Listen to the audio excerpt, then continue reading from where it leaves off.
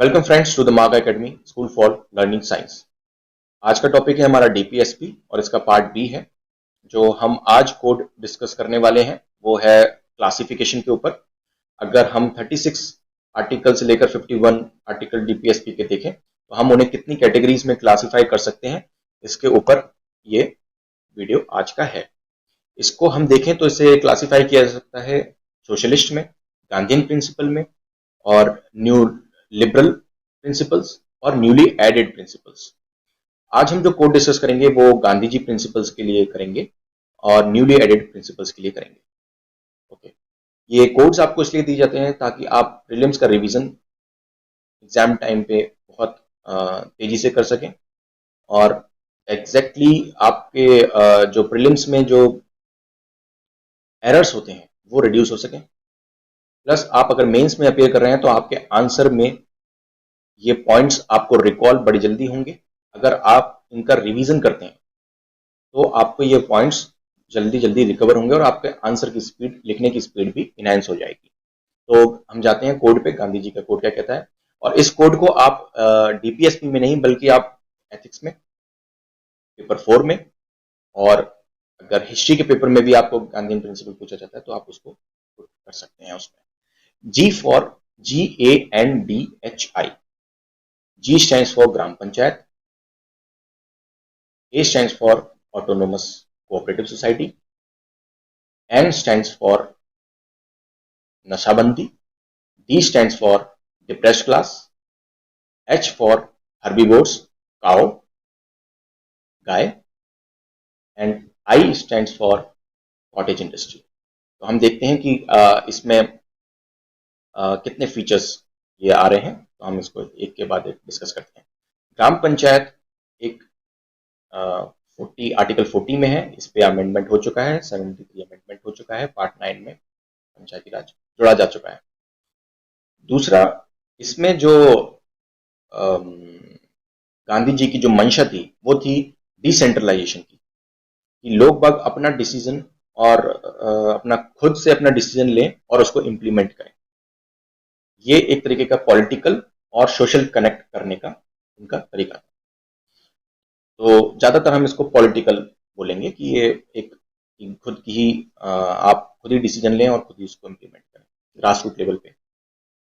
ए को हम देखें तो cooperative society, autonomous cooperative society, ये एक इकोनॉमिक उनका मॉडल था, इकोनॉमिक मॉडल बोल सकते हैं इसको। इसमें वो चाहते थे कि नॉन प्रॉफिट में ऑर्गेनाइजेशन टाइप में लोग बाग अपने रिसोर्सेज को पूल करें और अपनी सहायता खुद करें। इसमें कोई प्रॉफिट मोटिव ना हो, इसमें कोई चीटिंग ना हो, सभी का पैसा लगेगा तो सभी लोग उसको अच्छे से उसमें एफर्ट्स देंगे और उसमें सभी के लिए फ्रूट्स अच्छे निकलेंगे। तो ये आर्टिकल 43 में है, और पंचायती राज जो था वो ग्राम पंचायत जो था 40 में था, आर्टिकल 40। नेक्स्ट है N, nashabandi, prohibition of taking intoxicant drinks, drugs. और अब ये एक सामाजिक समस्या से उन्होंने लिंक किया था कि अगर समाज में ये समस्या रहेंगी तो हमेशा ये सोशल ईवल है, तो लोग बाग हमेशा एक, एक एक अच्छे समाज का निर्माण नहीं हो पाएगा, तो भाईचारे का निर्माण नहीं हो पाएगा और इकोनॉमी भी कभी बूस्ट नहीं हो पाएगी अगर लोग बाग नशे में रहेंगे। तो ये उनका सोशल एस्पेक्ट था और बहुत इसके डीप रूटेड है ये। इसके इफेक्ट्स बहुत बड़े हो सकते हैं अगर किसी देश में सभी लोग नशे से नशा ना करें तो ये बहुत अच्छे रिजल्ट्स देगा। Second, next is D, depressed class.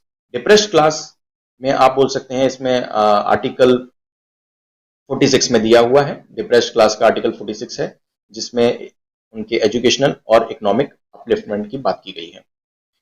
हम नेक्स्ट मूव करते हैं एच पे, हर्बीवोर्स मतलब cow, prohibition on slaughter of cow, जो कि हमारा पहले से ही हम हमारे गाय को हम माता मांगते हैं और ये हमारी सोसाइटी में बड़ी ही रिस्पेक्टेड है, तो इनका स्लॉटरिंग बैन है। आई पे अगर हम आए तो again I is an economic, जो उन्होंने मॉडल गांधी जी ने बताया था वो था कॉटेज इंडस्ट्री। कॉटेज इंडस्ट्री को आर्टिकल 43 में रखा गया है। तो कॉटेज इंडस्ट्री के थ्रू उनको ये था कि लोग बाग अपने अपने सेल्फ इंडिपेंडेंट बने, और बाहरी जो अ, देश में जो बाहरी देश का जो माल है वो यहाँ पर ना एक्सेप्ट किया जाए, बल्कि देश में ही देश का माल बने और इकोनॉमी इससे बूस्टअप हो, इससे जॉब्स की प्रॉब्लम्स भी नहीं आएंगी। तो ये उनका एक इकोनॉमिक मॉडल था। आगे हम डिस्कस करते हैं कि जो न्यूली एडेड आर्टिकल्स हैं, जो न्यूली एडेड पार्ट हैं इसमें, वो किस किस अमेंडमेंट से जुड़े हैं। तो डीपीएसपी में 4 वर्ड्स हैं, तो यहाँ पर 4 अमेंडमेंट्स हैं, 4 अमेंडमेंट्स हैं। और 4 में कौन कौन से अमेंडमेंट्स हैं? 42, 44, 86, 97।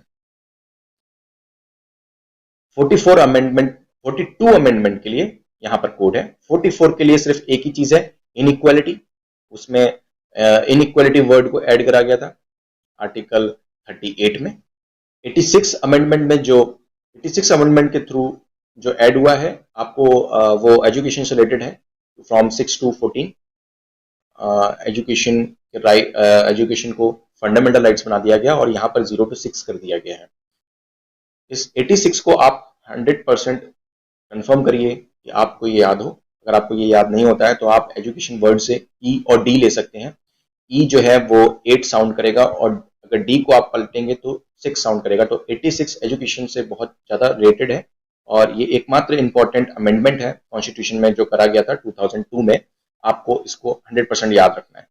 97 जो है, 97 अमेंडमेंट कोऑपरेटिव से है और ये भी एक इंपॉर्टेंट अमेंडमेंट है। यहाँ पर जो कोड हम दे रहे हैं वो 42nd अमेंडमेंट के लिए दे रहे हैं। इसमें कोड बहुत सिंपल है। आपको ए से रिमेंबर रखना है, याद रखना है कि aid, free legal aid. Okay, free legal aid 42nd amendment जो कि इमरजेंसी के दौरान करा गया था, वो फ्री लीगल एड है। बी को आपको क्रॉस करना है और सी को चिल्ड्रन। यस, चिल्ड्रन के लिए यहाँ पर जो अमेंडमेंट किया गया है 45 में, आर्टिकल 45 में। और आपको यहाँ पर डी को क्रॉस करना है और ई पे आना है इन्वायरमेंट के लिए। तो 48A में इन्वायरमेंट का एडिशन हुआ है और यहाँ पर एक और एडिशन हुआ है 42nd अमेंडमेंट से, that is participation of workers in industry.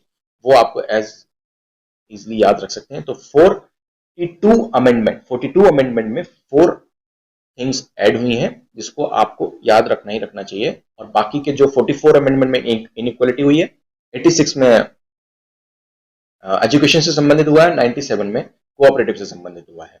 बाकी जो आगे का कोड है वो पार्ट सी में हम